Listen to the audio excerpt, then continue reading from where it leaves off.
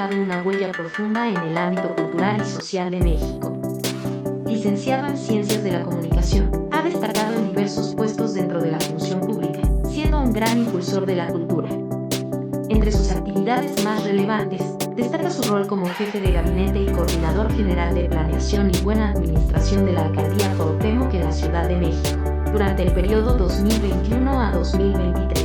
Además, ha sido jefe de la Oficina de Patrimonio Cultural y director de Cultura en la misma alcaldía. Ha sido director general de publicaciones del Partido Revolucionario Institucional Nacional y coordinador nacional de causas sociales del partido, así como asesor de contenidos en Canal 11. Representó a Veracruz en la Feria Internacional de Turismo en Madrid, España, durante 5 años consecutivos, llevando el nombre de su estado a un escenario global.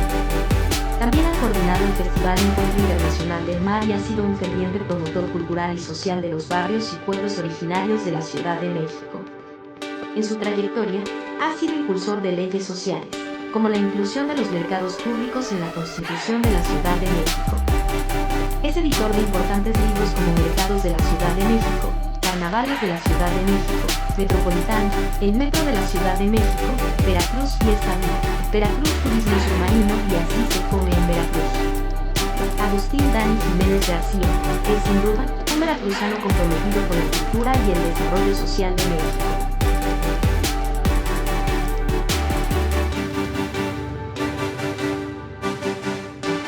Hola, ¿qué tal? Muy buenas noches, pues bienvenidos a una emisión más de Diálogos. Este miércoles arrancamos pues con un gran invitado, además es una persona que nos guarda una amistad de hace muchos años, un hombre muy creativo, un hombre que siempre está procurando hacer algo, no solo por su entorno cultural, que es a lo mejor donde la gente lo tiene más ubicado, sino también por el bienestar social. Y hoy está aquí con nosotros Agustín Dani Jiménez García. Agustín, muy buenas Muchas noches. Gracias, maestro José Luis Pérez Cruz, un honor. Un placer coincidir aquí en este espacio después de un buen rato de no vernos y pues bueno, tú ¿dónde andas? Cuéntanos dónde has estado metido, porque luego vemos ahí algunas publicaciones, la Ciudad de México como que ya es tu centro de operaciones ahí, ¿no? Pues muchas gracias por la oportunidad de este diálogo, maestro José Luis Pérez Cruz, más en un medio tan influyente, tan importante, tan veraz, tan oportuno como el Diario del Istmo. En verdad que me siento en casa porque esos Coatzacoalcos es un puerto de esperanza donde los sueños se alcanzan. Cuando uno viene a Coatzacoalcos siempre viene a eso, por una esperanza, a edificar, a construir las familias que llegan de los municipios de Veracruz, que vienen de los estados de la República y que vienen del mundo, vienen precisamente a buscar una gran oportunidad a Coatzacoalcos. Y aquí nos quedamos, aquí edificamos, aquí nos traemos a la familia, pero también aquí enriquecemos precisamente la cultura. Por eso Coatzacoalcos es eso, un crisol cultural. Y eso también nos lo llevamos a donde vamos. Yo estoy en la Ciudad de México, pero me llevo a Coatzacoalcos, siempre promuevo a Coatzacoalcos porque Coatzacoalcos es eso, un lugar de esperanza, un lugar donde los sueños se hacen realidad. Cuando venimos a esta ciudad es a prosperar, entonces las historias de éxito siempre hay que contarlas, pero pues ahora más que Coatzacoalcos está en una gran oportunidad pues de irrumpir nuevamente en el mundo precisamente por todas las apuestas de inversión. Entonces andamos promoviendo la cultura también en Ciudad de México. Ciudad de México hay mucho veracruzano, hay más de 1 millón de veracruzanos.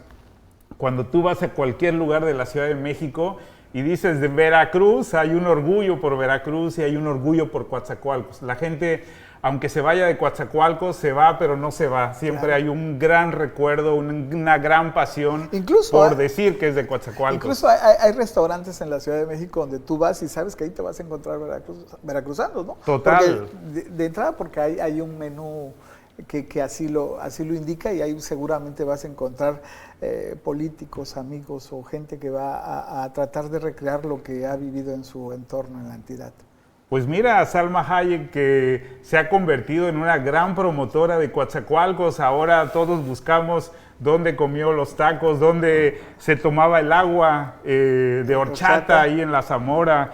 Entonces, bueno, pues siempre promocionas en positivo y es lo que necesitamos, contar las cosas buenas de Coatzacoalcos. Tenemos que reproducir estas vivencias. En lo personal, pues yo tengo grandes momentos de esta ciudad, y por eso me atrevo a decir que es una ciudad de la esperanza, es una ciudad donde todos tenemos un buen momento. Sé que hay pasivos, pero hay más positivos que pasivos. De eso vamos a platicar. Ahorita quisiera abordar el tema de lo que ha sido parte de tu carrera, la promoción cultural, estar metido en proyectos culturales y quizá también de algunas cosas que yo le voy a poner ahorita por nombre, sueños o ideas que vas acumulando a lo largo de estos años y que de acuerdo a tu visión podrían desarrollarse aquí en Coatzacoalcos. Pero a ver, Agustín, en datos duros, México es uno de los países que menos invierte en cultura. O sea, por decirte un dato duro, el año pasado se invirtieron 0.15% en cultura, mientras que países como Francia, del PIB, estamos hablando del Producto Interno Bruto, mientras que Francia invierte, un dígito, un punto, Alemania cerca del punto, incluso Colombia llega a invertir a veces hasta más que México. ¿Qué está pasando ahí? ¿En qué está fallando? ¿El gobierno no está interesado en promover la cultura? Fíjate que el turismo cultural, la capital del turismo cultural es México. Es implícito a nuestra vida diaria. Y te voy a poner un ejemplo, los mercados públicos. De los 2.400 municipios que tiene este país, más de 2.000 tienen un mercado público. Y si tú me dijeras algún lugar que promociona turísticamente a Coatzacoalcos, sería, por ejemplo, los mercados, el Mercado Morelos, que es una síntesis de esa cultura local, donde puedes encontrar los productos del lugar. Entonces, la cultura, el son jarocho, el son ismeño, van implícitos en nuestra vida diaria. Lo que hay que hacer es articularlos y promoverlos. Y Coatzacoalcos es un ejemplo precisamente de esta promoción ismeña jarocho. Y lo hemos hecho bastante bien. Si tú piensas en un estado cultural, es el estado de Veracruz, es la Huasteca, es el sur de Veracruz, es el centro, son las altas montañas, son estas expresiones de la vida cotidiana. Si bien hacen falta recursos para promover estas manifestaciones culturales, el estado por sí mismo es muy cultural, somos muy tradicionales. Y en el caso, por ejemplo, fíjate, del abasto popular, hay un crecimiento exponencial de los supermercados, pero el 60-70% de las familias se sigue abasteciendo de canasta básica en los mercados públicos. Y pongo un ejemplo de los mercados porque es una constante que hay en los municipios, que bien sobreviven y que bien nos presumen. Pero la otra constante, Agustín, la otra constante en los municipios que mencionas es muchas veces un funcionario que no conoce del tema. Es decir, el director de cultura, que luego está ligado al turismo, cuando son dos áreas que deberían tener vertientes diferentes, es asignado a veces porque es familiar, a veces porque es conocido, porque hay que darle un puesto. Pero en ninguna parte de sus biodatos está relacionado con un tema cultural, y eso también es una realidad, ¿no? Y que llega a afectar esta manera de poder articular la cultura en estos pequeños segmentos o demarcaciones que son los municipios, ¿no? Sí, tienes razón. Fíjate, uno de estos reductos de promoción cultural son las casas de cultura. Las casas de cultura han hecho un trabajo extraordinario y felicidades por el trabajo que están haciendo en Coatzacoalcos, pero Coatzacoalcos es un referente de la casa de cultura. Todavía la alta cultura y la cultura popular prevalecen en Coatzacoalcos y en el sur de Veracruz a través de esta red de casas de cultura. Las alcaldías tendrían que fortalecerlo, y tan es importante que, fíjate, en la ley orgánica del municipio libre, cuando viene el listado de responsabilidades de la alcaldía, la segunda, después de Hacienda Municipal, es la cultura. Es tan importante la cultura que está plasmada en la Constitución de Veracruz y en la ley orgánica del municipio libre. Entonces es un mandato constitucional. Tendríamos que asignar mucho más recursos, y precisamente así como buscamos un perfil para el director de obras públicas, que uno pensaría que tiene que ser ingeniero, arquitecto, lo mismo para el perfil cultural. Para quien tenga la comisión de cultura dentro de los regidores, para quien tenga la responsabilidad de ser director de cultura de una alcaldía, tiene que ser una gente que esté involucrada en el tema, precisamente para que nos garantice, para que nos asegure que la cultura se está apoyando. Pero es un estado eminentemente cultural, Veracruz. sí necesitamos articular promoción, pero también tenemos que apostarle que en esa promoción pueda estar la iniciativa privada. La iniciativa privada está sensible a poder apoyar, a poder promover a las manifestaciones culturales. Y me parece que Coatzacoalcos, como por ejemplo en el Encuentro Internacional del Mar y en el Carnaval, es un ejemplo de ello, ¿no? De eso vamos a hablar un poquito más adelante, del Encuentro Internacional del Mar, porque es una referencia pues internacional de lo que se puede hacer en términos de cultura en un municipio como Coatzacoalcos. Pero hace unos momentos decías tú que en términos de la promoción cultural, y quiero hacer una inferencia sobre lo que comentaste, es muy importante por el fortalecimiento de identidad de un pueblo, de un municipio, y sobre todo el sentido de pertenencia de lo local, ¿no? Y ahí es donde creo que también hay una falla, ¿no? Muchas veces en las casas de cultura que tú mencionas, pues tenemos clases de jazz, tenemos clases de algún otro tema, pero no tenemos de son jarocho, no tenemos de temas de bailes oaxaqueños o tabasqueños que están cercanos y que hay una comunidad grande en el municipio, ¿no? Bueno, en el caso de Coatzacoalcos hay que destacar el ballet Tizoc, que efectivamente claro, la maestra Malpica que ha impulsado, y además de una serie de maestros que impulsan la danza regional mexicana, que está muy presente. Creo que somos un ejemplo de la difusión cultural, en el caso de los trabajos de Casa de Cultura, pero tienes razón, y tenemos que encontrar los espacios precisamente para que la cultura se vea como una cuestión productiva, porque se ve como un gasto y no como una inversión. A ver, tú conoces no solamente Coatzacoalcos, sino todo el territorio veracruzano. Has estado trabajando en muchos municipios en temas de la cultura durante mucho tiempo. Si tuvieras que tener, digamos, decirme un ejemplo del impacto que tiene la promoción cultural en un evento que te haya tocado vivir, ¿cuál sería? Bueno, aparte del Encuentro Internacional del Mar, aparte del Carnaval, en Coatzacoalcos, aparte del Mosaico de Culturas y hasta de la Expoferia, yo pondré un ejemplo, fíjate, muy singular en la Huasteca veracruzana, que es el municipio de Sosocolco. El municipio de Sosocolco lo visitamos en el 2010 y lo exploramos sus danzas, su gastronomía, su cosmovisión, su vida diaria, e hicimos un expediente y ahora ese municipio es pueblo mágico. Se convirtió en pueblo mágico por esa fuerza, por esa energía. Y muchos de los municipios que no son pueblos mágicos podrían tener el distintivo de pueblo festivo. O sea, quiero decir, la festividad no solamente arraiga identidad, muestra la cultura local, sino también genera empleos.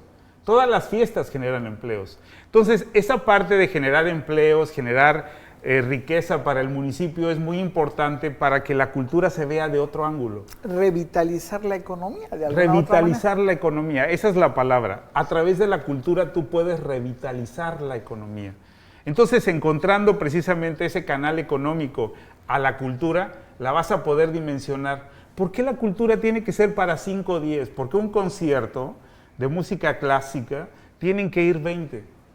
Cuando en el Teatro de la Ciudad se hizo con la Sinfónica de Jalapa un concierto de Navidad con las obras clásicas y no cabía la gente. Todos los lugares se llenaron. Esto quiere decir, necesitamos también mostradores que muestren estas expresiones culturales y no subestimar a la gente de que la alta cultura está muy alejada. Sino necesitamos crear esos canales de comunicación.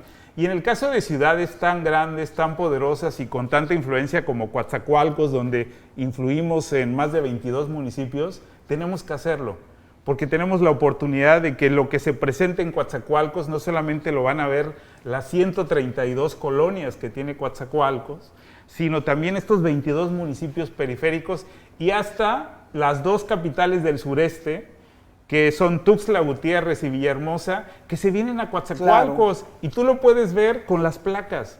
En los grandes eventos, en el Carnaval, en el Encuentro Internacional del Mar, en el Mosaico de Culturas, en la Expoferia, tú veías las placas de la gente que venía de Villahermosa, que venía de de Tuxtla, porque somos el mar con infraestructura más importante del sureste. Claro. Y con eventos de calidad y con la infraestructura que tenemos, entonces pues somos un mostrador cultural. Pero Agustín, a ver, sin ánimo de venderles el menú, porque eso es parte de tu trabajo y de lo que puede generar a ti en términos de bolsillo, de profesional, de especialista en el tema, ¿qué consejos, qué estrategias crees que son las más efectivas para municipios en temas de promoción cultural? Fíjate, uno de ellos es el fortalecimiento de las casas de cultura. O sea, necesitamos volver a financiar las casas de cultura en todos los municipios. En los 212 municipios de Veracruz, al menos 150 tienen una casa de cultura. Tenemos que fortalecerla. Tenemos entonces que en la ley orgánica del municipio libre poner perfiles, pedir que el perfil que se asigne a la dirección de cultura, al regidor que tenga esa comisión, pueda ser gente vinculada a las expresiones culturales del lugar para poder garantizar. Y la otra es encontrar esos potenciales culturales que puedan darle no solamente identidad y prestigio, sino también manifestación. Y una de ellas son las fiestas. Este estado es muy festivo, los municipios son muy festivos. Hay fiestas cívicas, hay fiestas religiosas, hay otras fiestas que se crean por política de trienios y sexenios, pero también reactivan esta economía. Entonces necesitamos visualizar y cuantificar que la fiesta, que la cultura también genera empleos, genera ingresos, genera bienestar, pero sobre todo genera felicidad.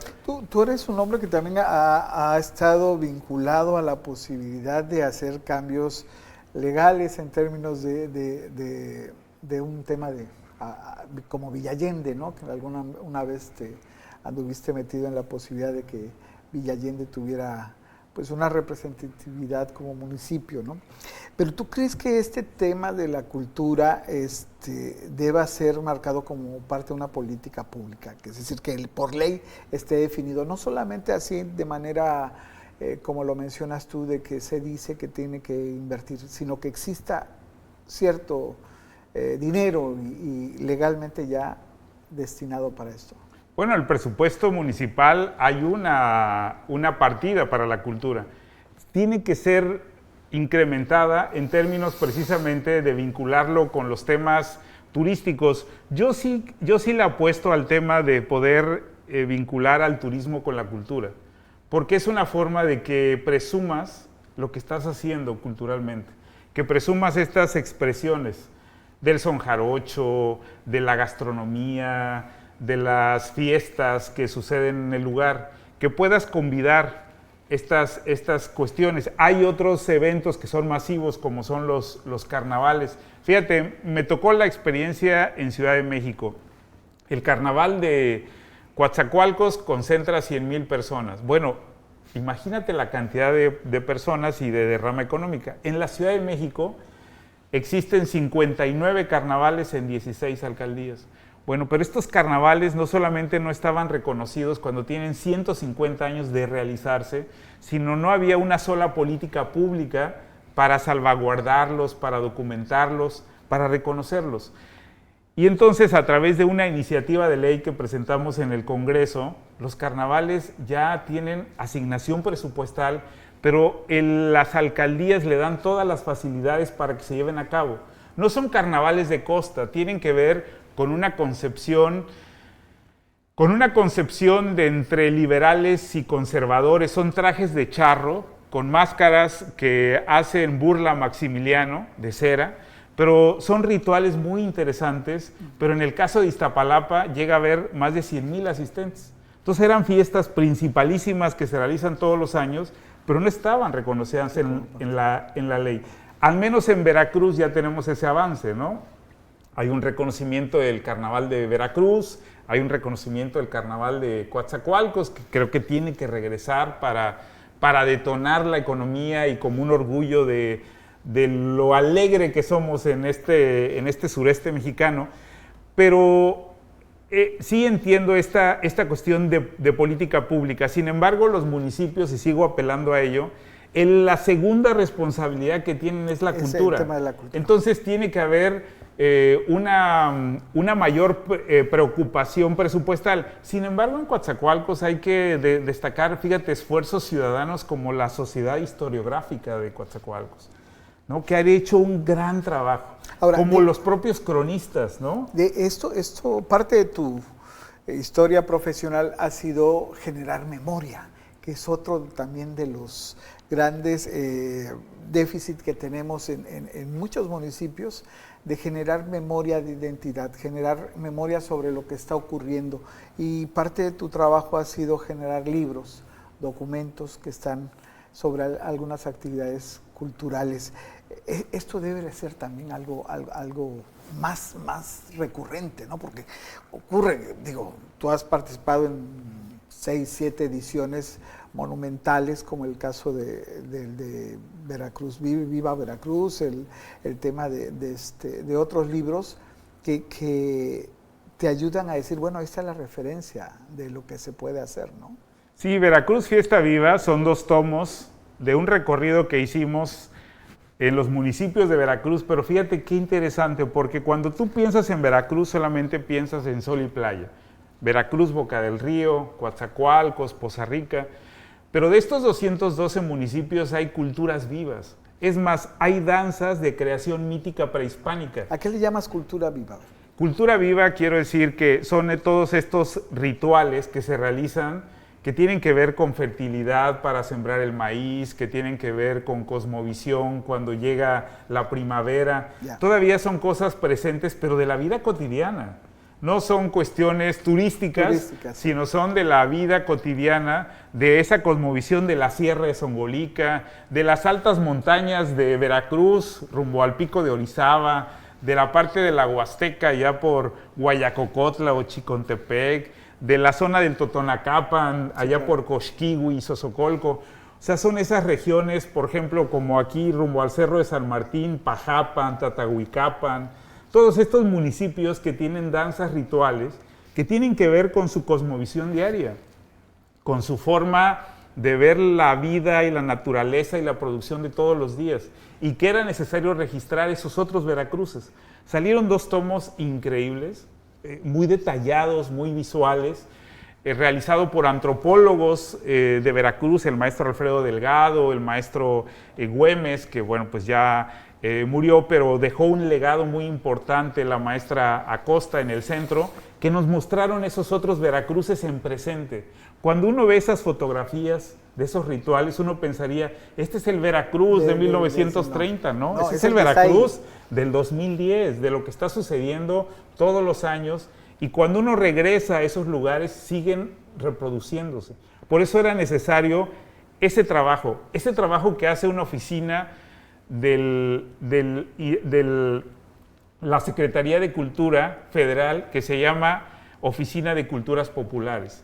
Esta Oficina de Culturas Populares, Dirección de Culturas Populares, que está en todo el país y que la primera fue creada en los años 70 en Papantla, registra toda esa cultura popular. Y entonces redituamos esa cultura popular en presente, actualizamos ese registro.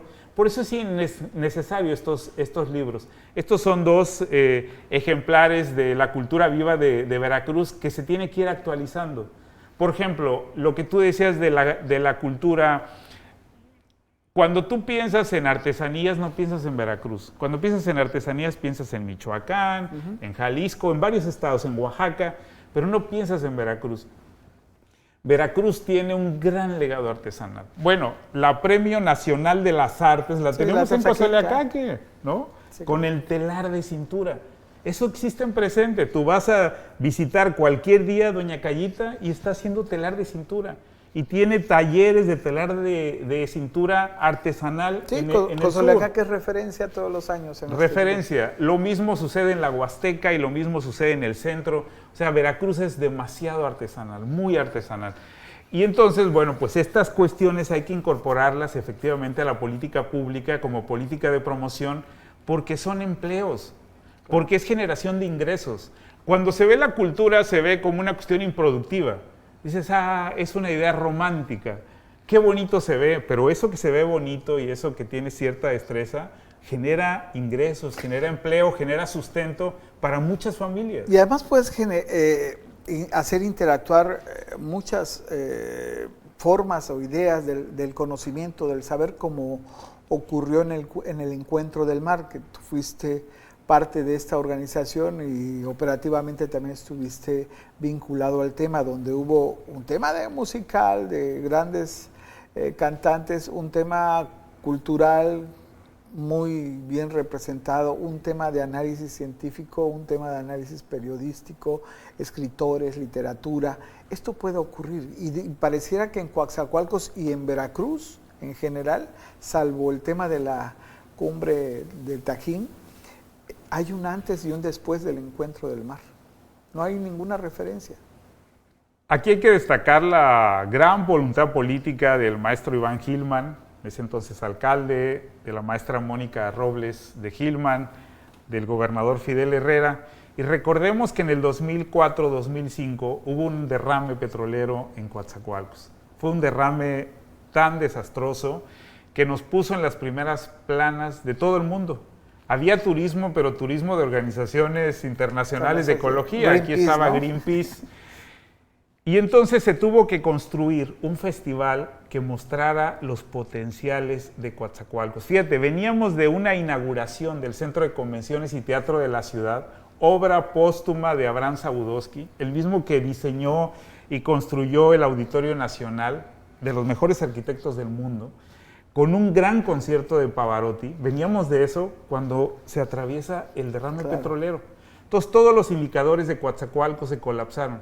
Esa infraestructura que teníamos que presumir se vio eclipsada por un desastre ecológico. Era necesario crear un festival que pudiera mostrar los potenciales de Coatzacoalcos, que pudiera otra vez mostrarnos como un lugar de oportunidades. Así nació el Encuentro Internacional del Mar. Pero el primer lugar que visitó el Encuentro Internacional del Mar para hacer ese festival fue el Instituto de Ciencias del Mar y Limnología de la UNAM. ¿Por qué? Porque el Instituto de Ciencias del Mar, con sede en la Ciudad de México, tenía 40 años monitoreando el río Coatzacoalcos. Y aquí sin saberse. Entonces tenía una serie de recomendaciones, una serie de doctorados y expertos que tenían ya recomendaciones hechas para el río Coatzacoalcos. Y tenían un buque oceanográfico, el Justo Sierra, monitoreando el Golfo de México frente a las costas de Coatzacoalcos. Y entonces era necesario precisamente que eso se supiera, que eso se reprodujera en Coatzacoalcos. Entonces, el Encuentro Internacional del Mar nace como un evento científico. Claro. Como un evento donde la autoridad municipal y el gobierno de Veracruz piden que se acudan a los expertos de la UNAM para poder discutir las alternativas que teníamos ante este desastre ecológico. Y a partir de ahí empieza a derivarse una serie de eventos alrededor, culturales, musicales, deportivos, pero hay que destacar precisamente eso.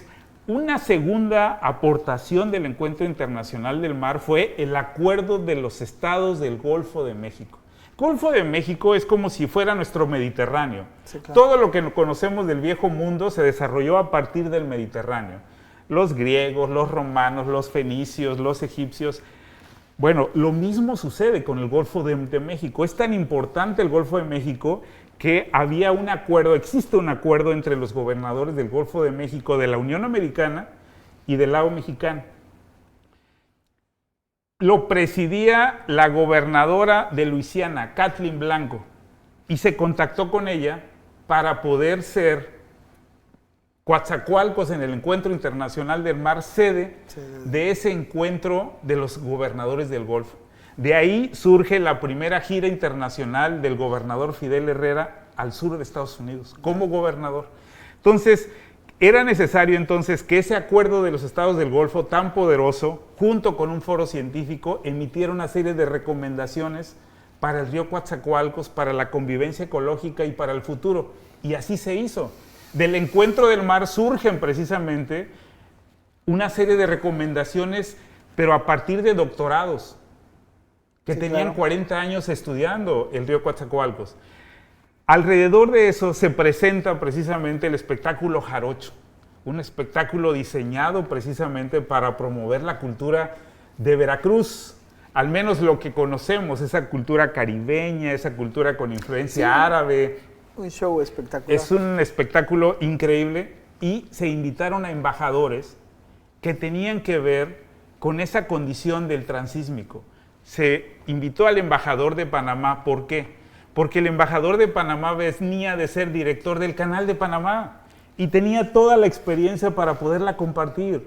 Se invitó al embajador de Chile, ¿por qué? Porque el embajador de Chile había sido ministro de Economía de Chile y venía a ser director del Fondo Monetario Internacional. Sí. No era invitar a embajadores por invitar, sino había un concepto. Digo, el caso del embajador de Panamá disfrutó Coatzacoalcos. Disfrutó Coatzacoalcos, claro, pero loco. Nos compartió y él mismo decía, a ver, Coatzacoalcos no es una competencia para el canal, es un complemento. Pero dicho del que fue director del canal de Panamá. Y estás hablando de hace 14 años, 15 años. ¿No? Entonces, y el encuentro del mar sumó las expresiones del son jarocho. Las expresiones del son jarocho del sur de Veracruz se vieron cristalizados precisamente en un gran festival en Las Escolleras. Y junto al son jarocho se invitaron artistas que poco habían venido a Coatzacoalcos, a Pablo Milanés, a Tania Libertad, a Eugenia León. Fue Luis fascinante.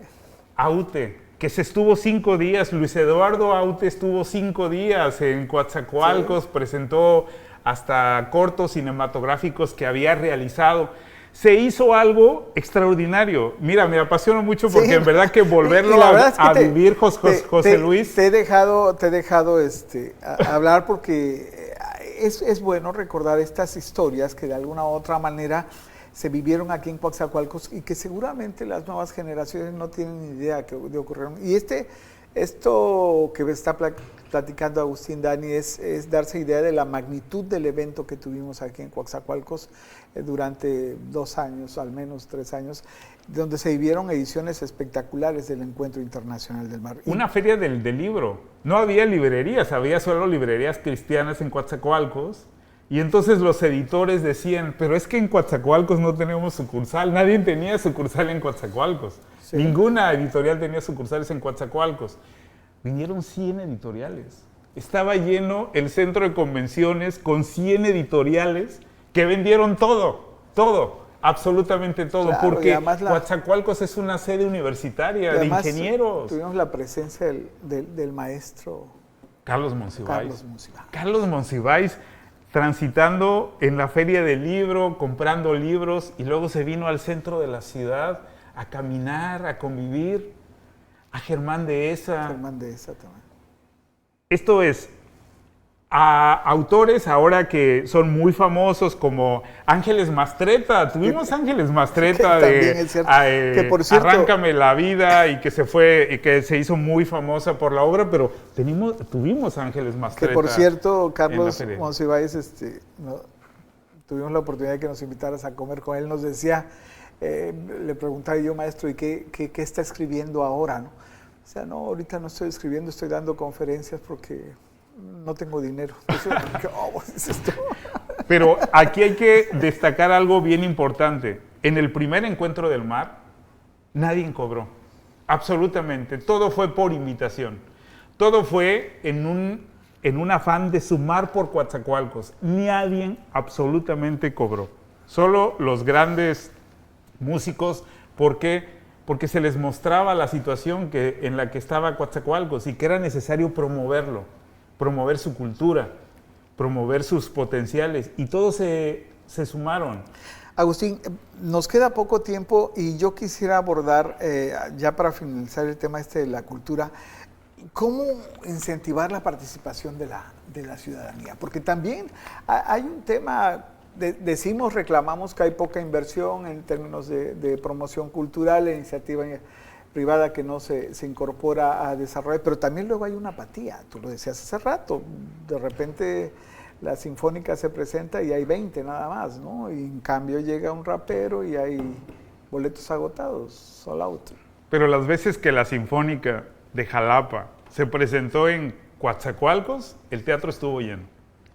El teatro estuvo lleno. O sea, hay una pasión por la cultura en Coatzacoalcos. Lo que necesitamos es poder hacer eso, un clic entre la sociedad de Coatzacoalcos, la política pública, la iniciativa privada y el carnaval y el encuentro del mar y el mosaico de culturas remasterizado, no solamente reconociendo lo internacional también, sino la migración de los estados y municipios, tiene que volver.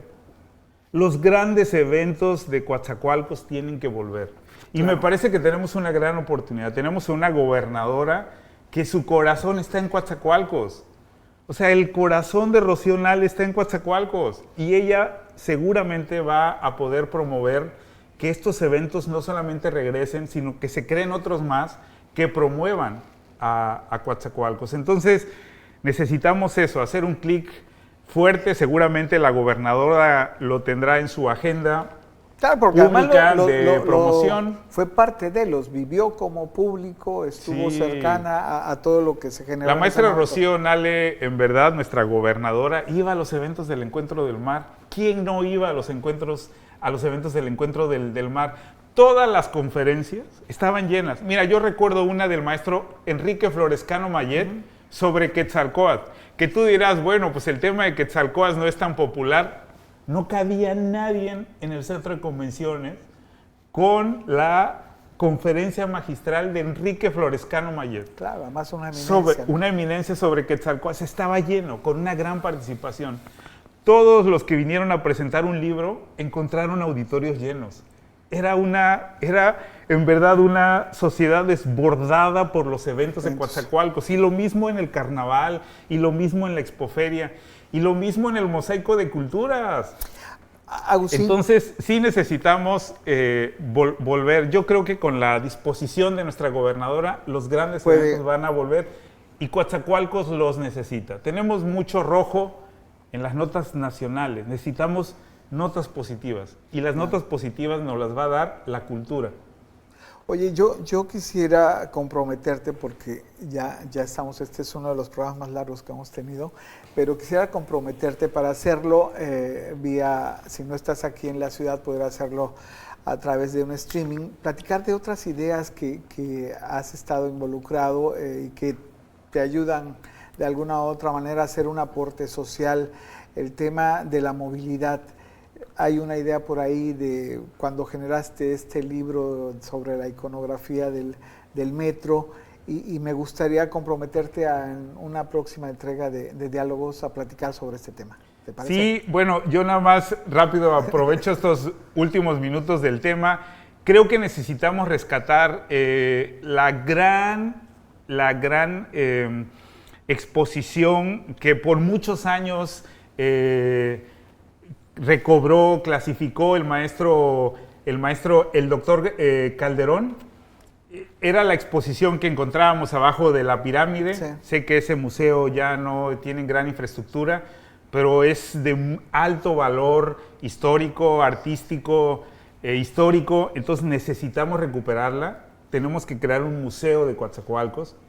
Tenemos que seguir promoviendo, lo han hecho muy bien, está muy bonito. El Museo del Faro en Villa Allende. Necesitamos hacer un clic con Villa Allende.